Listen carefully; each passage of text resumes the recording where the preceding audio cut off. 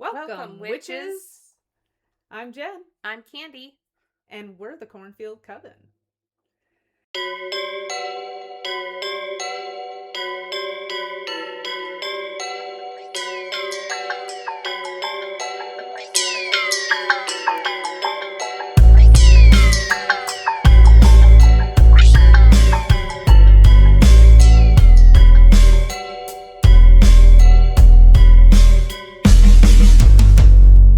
Guys, we have Cryptids today. Woo!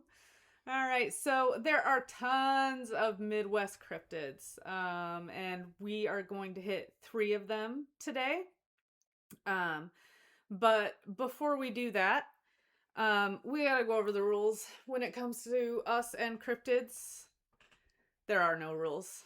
We love them. Legendary, modern, verified, made up, or an oops, which is an out-of-place species. We don't discriminate. We love all the cryptids, and we are excited to share a few of them with you. I want to shout out a few books that I used to research this case. You're going to get lots of books from us. If you can't tell, we're book nerds. Actually, that's how Candy and I met. Yes. We met in a bookstore and bonded over our love of not only books, but all the spooky shit. All the spooky things that bump in the night. Yes. And a good 80s slasher. You know, just the good stuff. Oh, gotta love the slashers. Or a 90s slasher. Or the 90s, yes. Don't cut my scream out of there. I was just gonna say, Stu. Yes, I just watched number 1 with my son last night. Because they were not on Paramount for a while. 1, 2, and 3 got removed. Because number 7's coming out. And I was going through withdrawals, and they added them back. So we watched number 1 last night. It was glorious, as always. All right, so these books. The first one is The United States of Cryptids by J.W. Ocker. If you have not read anything by J.W. Ocker, you are missing out. He is hilarious. And you will learn a ton of completely useless information, which is always the best information. So that one is awesome. The next one is Frightful, Folklore of North America by Mike Bass. And he both authored and illustrated this. And it has beautiful artwork. And you can ask Candy, I am a sucker for a pretty book. Yes. I don't even know if I'm gonna like this, but it's so pretty. It's gotta come home with me. It'll look good on the shelf. It'll look good on the shelf. And another gorgeous book, Eerie Legends by Ricardo Diseño and Steve Mockus. So those were the main sources of my information. And we're gonna start out with the Peninsula Python. So this cryptid may be an oops, an out-of-place species. Isn't that fun to say?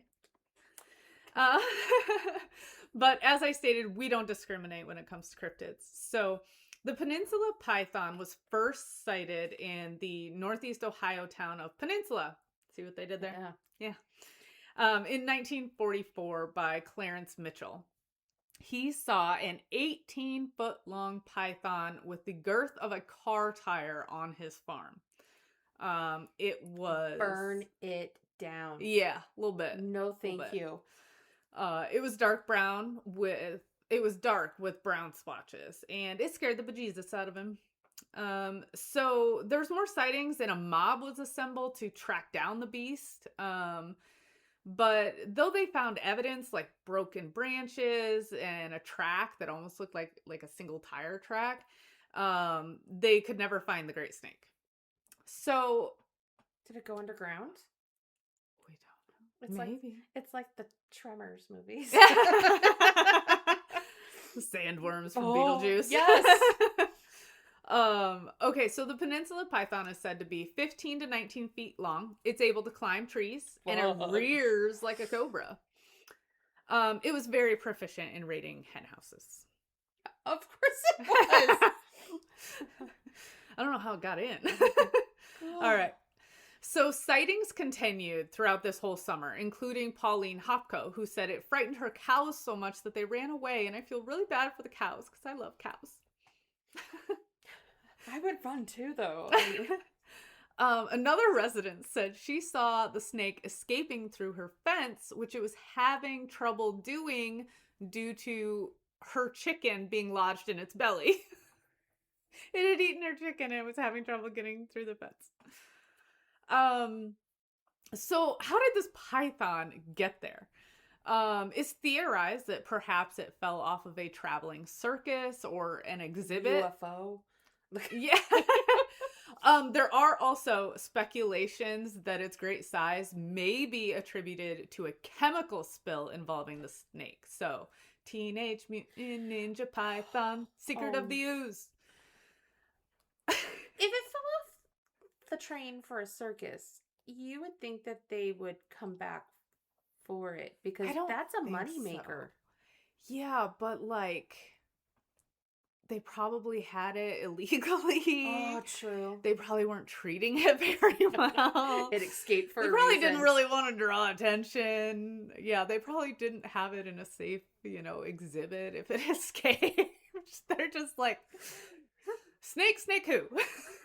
The tiny little person who works with the circus probably said, it's gonna eat me. Let it go. Yeah. Okay, so yes, so this great size may be a chemical spill or something, but I am always going to play devil's advocate. I do have to point out, common pythons are already 16 to 20 feet. Burmese pythons frequently reach 30 feet, and reticulated pythons reach 30 feet. So pythons are big without the ooze. I like to believe they don't exist. I feel like I'm recording this with my husband because he hates snakes, and your body language right now is exactly how he would be if I was telling this to him. But then one of our dear friends, Camille, has a beautiful little snake that whenever I go over there, I'm like, hi. But it also can curl up into my hand like one of those fake plastic ones. Yeah. I don't touch it and I like it in the glass. But just thinking of a giant python. Yeah. Just hanging out. All right. So after this summer, the Peninsula Python was never seen again. So, is it in hibernation? Well, did it crawl? I mean, this is 1944, so we're talking 80 years. So every 100 years it re-emerges. So maybe I'll the town of Peninsula would love that. So did it crawl into a hole and succumb to the Ohio winter? Because it's not made for that. The world may never know, but Peninsula does not care. They continue to celebrate their cryptid and have been celebrating Peninsula Python Day for decades. I love that, though. People decorate with fake snakes. Cool. They have a parade snake through town. See what I did there? No! I'm all, yay, merch! But then I'm like, yes. Decorations. So, yeah, it's the library in town even has a full-time display of a life-size painting of the Peninsula Python. So they just embrace this thing, and I love it. Good for them. Yes. All right. Our next one is the Ozark Howler. Oh.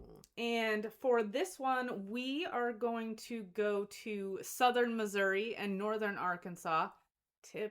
Technically not the Midwest, but southern Missouri is, so we're cool. There we go. We're safe in the border. Yes. It's also known as the Black Howler or the Devil Cat. Sightings have been recorded since the 1950s, but oral traditions go back much further.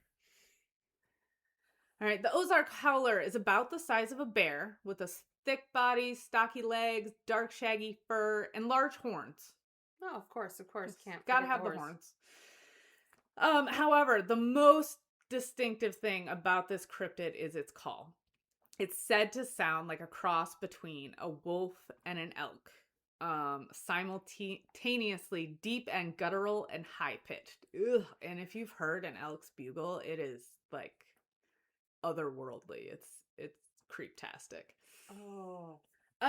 So between 2005 and 2010, there were many sightings of the Ozark Howler. And one family set out trail cams to catch what they thought was a cougar roaming their land. They sent their footage to local media, but wildlife officials state there is no breeding population of cougars in this area. Is it possible, though, that it was an illegal pet that escaped or was let go? Because, you know, it's been 6 years. We've all seen Tiger King. Yes. Yeah. And Baskin So, let it out. You know who it was? That bitch, Carol Baskin. Carol Baskin. She said, I'm gonna let this kitty go. All right. Her husband's remains. Oh, sorry. Sorry, Carol. All right. So another theory about what this could be is, could it be a coo-she? Spelled nothing like what it says, because we are getting into when many Scottish, Irish, Welsh, and English settlers came to this area in the 19th century. Their legends came with them, but did they bring more than that? Something could have been luring in the bottom of the ship. Yeah. The coo-she is a fairy dog and a harbinger of death. So the coo-she is said to be the size of a young bull with the appearance of a wolf. And then the legends really start to break off and kind of differ. These are not Midwest legends, but it's connected to a Midwest legend, and I want to talk about these guys, so I'm going to. So the Scottish coo-she is normally quiet, but occasionally it will let out 3 howls that could be heard for miles. Those who heard it must reach safety before the 3rd sounding, or they would die of fear. Oh, wow. So it's almost, wow. Yeah. All right. And then we have the Welsh Cwnanwn. Guys, y'all, I looked up these pronunciations, so I promise I'm trying. If I'm wrong, I'm real sorry. Cwnanwn. Its growling is loudest at a distance. The growling becomes softer as it and death grow closer. So it wants you to think it's farther away. I think it's just warning you. I think these guys get a bad name. I think they're just warning you and people are scared. It's true. Yeah. And then there's an Irish traditions, and this one's my favorite. The harbinger of death is the banshee. Oh, sweet. Yes, sweet I friend. know. I would love to do a whole episode on banshees, but you know, there's Irish people in the Midwest. Can I make that connection? I think so. I think so. So she usually manifests as a female human spirit, and she shrieks to warn the person of an impending family death. So she's not a bad person. She's actually doing real good. Yes. Yeah. But yet, but you know, in the scariest possible way. Like it's terrifying. I mean, I say I love them, but if one shows up, I'm throwing something at it. I'm getting the salt. You're like, not today. I'm calling Dean Winchester's third phone. Leaving some pie out as payment. Like, yes. Oh. Okay, so again, I think all these guys kind of get a bad name because damn, they're just trying to warn you. They're just, yeah. Okay. Now, in 2006, Lauren Coleman, who is the founder of the International Cryptology Museum in Maine, now we gotta go to Maine, wrote that the Ozark Howler was a farce. He had tracked down the originator, who had sent false evidence to cryptozoologists in 1998 to perpetuate the myth and prove how easy it was to create the cryptid. And Lauren Coleman said he told the person, I will protect your identity. I won't release it, but tell me the truth. Did you do this, bro? And he was like, yeah, it was me. Oh, but, I mean, that's okay. We're still happy to throw some love to the Ozark Howler. Well, you know what? What creativity he had. Yeah. To come up with that. Yes. So, I mean, we all love a good scary story. Yeah. So, Yep. Yeah, more power to them. And finally, our third one, and this is a big one. It was covered in all 3 of the books that I mentioned. And it's probably one of the most popular cryptids out there, Midwest or not. We are talking about the Windigo.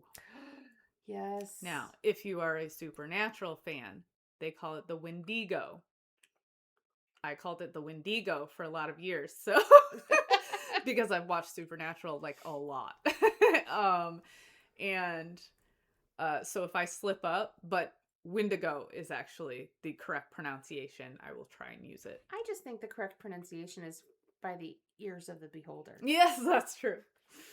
Okay, so this is an ancient figure in the Algonquian, Cree, and Ojibwe traditions. Wow, and say that 10 times fast. I looked those up too. I'm really Oh, sorry if they're mercy. wrong. It represents greed and starvation. And the Ojibwe People's Dictionary actually defines it as a winter cannibal monster. It hails from the Great Lakes region. Yeah, this one's not as fun. We're going to get real dark. I Real was quick. going to say it's snowing out and you're saying it's a winter monster. And Yeah, I'm saying don't go walk in the woods right now. Doesn't sound good. Okay. So legends differ on what the Windigo looks like, but it is usually over 10 feet tall and humanoid. It's often emaciated and frostbitten, but sometimes it's a giant who gets larger with the more human flesh it consumes. So, wow. yeah, winter cannibal monster, So it has torn its lips and cheeks to shreds in its hunger, and its eyes are sunken and glow like hot coals. Now, someone you want to meet in a dark alley. Oh My God, I literally have that in my script. Do you? Oh. Yes. Woo! No, it's awesome. Yeah. It has terrible breath and body odor, but I highly suggest you don't get close enough to find out. I think he was at the bar last night. All right. In some cases, Wendigos reportedly have pointy animalistic ears and or antlers. This is not exactly the guy you want to run into while wandering in the North Woods. The Windigo has exceptional eyesight, hearing, and sense of smell. It may have superhuman strength and stamina. It can move with the speed of wind and walk across deep snow or water without sinking. Yeah. You're not going to outrun him. He's going to get you. All right. According to traditions, a human can become a Windigo or become possessed by the spirit of the Windigo when their soul is corrupted by greed or weakness. Wow. Yes. These First Nations tribes traditions of this are really powerful. This is a very sacred, taboo legend for these tribes. So I'm trying to explain, the legend and origination as close as I can to the information I found from them. Did you ever watch Teen Wolf? No. There's a point in the season where they go to Arizona and anyways, It kind of reminds me of that. So it's like, unless they're that good looking before they get turned, Yeah. So winters in the Great Lakes region are brutal, and community was essential to survival for these First Nations tribes. Isolating oneself from the community due to greed would lead to cold, hunger, and fear, the perfect environment for a Windigo. So how do we defeat this thing? Well, perhaps a firearm or a club will work. You could try it. I don't know that that's my recommendation. Don't come at me if it doesn't work because I said maybe. However, legends say if a person is possessed by the spirit of their Windigo, their heart is encased in ice, so thick that you could hear it popping if you listen to their chest. Again, I do not recommend getting that close. But if you do, you could pour hot bear fat, because you carry that with you, right? Right, in my purse. In your kit. Yeah. down their throat to melt the ice in their heart. And lastly, and perhaps the truest method, is to cut out that icy heart and burn it. And with that knife I carry with me at all times. Yes. Yep. All right. So now we've got a few things to talk about that are documented. In 1897, a woman suffering from typhoid fever became delirious, and she was acting very strangely. Fearing she was, in quotes here, going Windigo, her husband snapped her neck. Oh. Yes, he was charged with murder. So that was not awesome. But now we have the most famous case regarding the Windigo.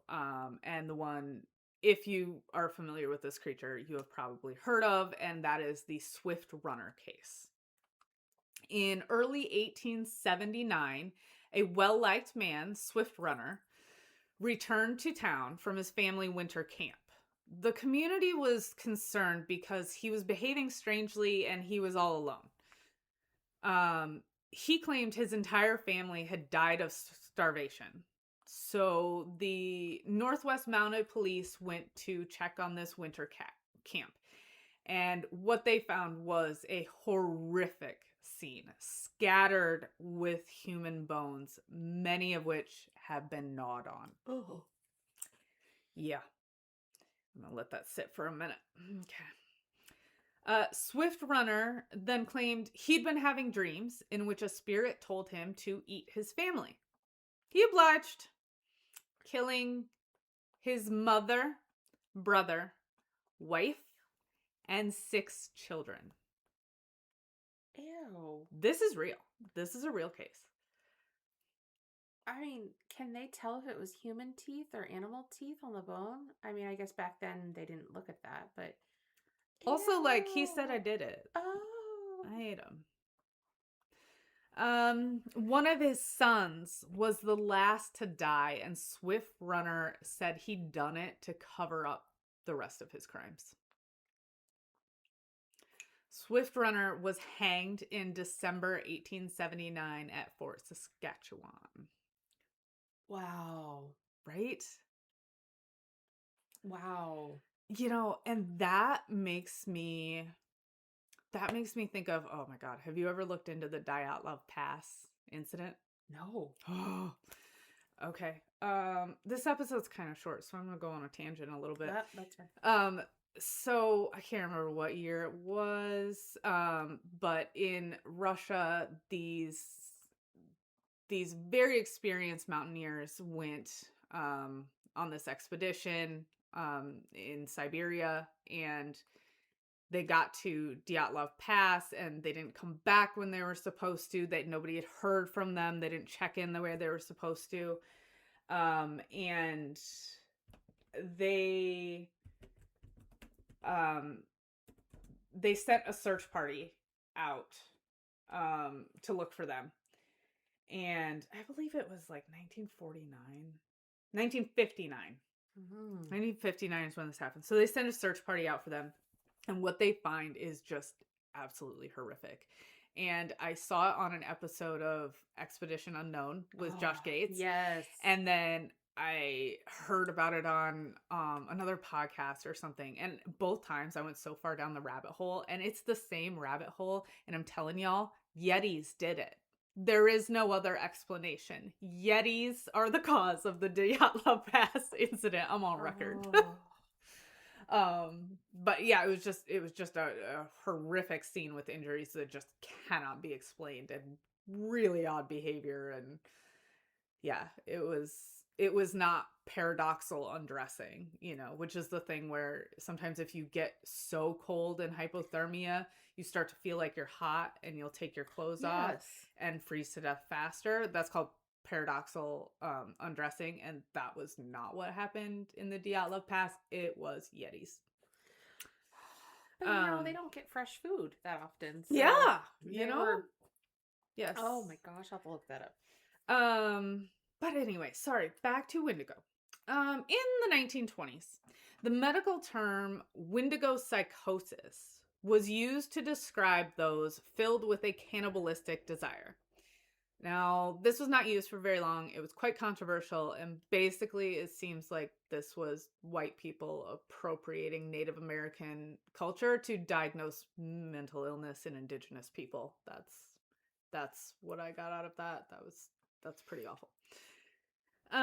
In modern times, the Windigo has become a popular mythological creature, often depicted in comic books and other mediums. In Stoughton, Wisconsin, there is a restaurant named Windigo, and it boasts a cannibal burger on the menu. Oh, yes. Yum! I don't think I could eat it. I mean, I get it. I get it. I respect it, but I don't think I could get it. I mean, good job going with the theme. Yeah, but you're in it. All right. In Manitowoc, Wisconsin, they host Windigo Fest on Halloween, which includes a parade, live music, haunted attractions, and sideshows. That sounds fun. Yeah. And Lake Windigo is a 199-acre lake on an island in Cass Lake. So it's a lake on an island inside a big lake. Wow. Allegedly, Windigos live in this lake. They have seen bare footprints and exit holes in the ice. They think Windigos, because their hearts are made of ice, so they can survive in the ice, and then they come out and they eat people. Interesting. Yeah. So they can live underwater. Wow. Sure they can. They're like the demon mermaids. I mean, with toes. Yeah. Oh. All right. Well, that is what we had for you today. So thank you for listening. As always, please send those suggestions in to cornfieldcovenmidwestpodcast@gmail.com. Anything else? Don't go into the woods and don't stop for large snakes. Ooh, I am going to be thinking of that all night. I will text you the painting of the Peninsula Python right before you go to sleep. Oh, thanks. You're very welcome. Oh, well, thank you everybody for listening. Yes. Tune in next time for more creepy shit. Creepy shit. All right. Thanks, guys. Thank Bye. you.